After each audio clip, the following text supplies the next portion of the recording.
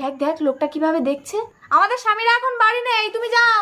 লীলাদি, লোকটা অন্ধ কিনা আমি এক্ষুনি প্রমাণ করে নিচ্ছি। লোকটাকে ঘরে ঢুকিয়ে আমার গায়ে সব কাপড় খুলে ফেলবো। লোকটা যদি অন্ধ হয় তাহলেও কিছুই দেখতে পাবে না। তারপর ওকে ভিক্ষে দেবো, নইলে কিন্তু আমাদের স্বামীরা ভীষণ বকবে। এই যে ঘরে উঠে এসো।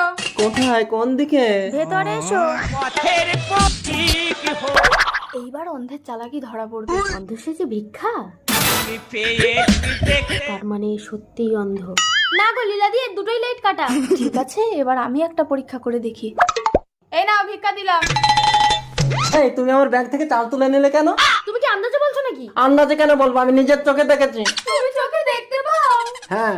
লীলাদি, যা হওয়ার হয়ে গেছে, তোমার দেওরকে সব কিছু বলো না। চৈতালি, পেছন করে দেখ ওটা কে। স্বামী তুমি? চৈতালি, আমি বাড়ি না থাকলে তাহলে তুমি এইসব করো? ও বাবা গো, তবে রে অসুর।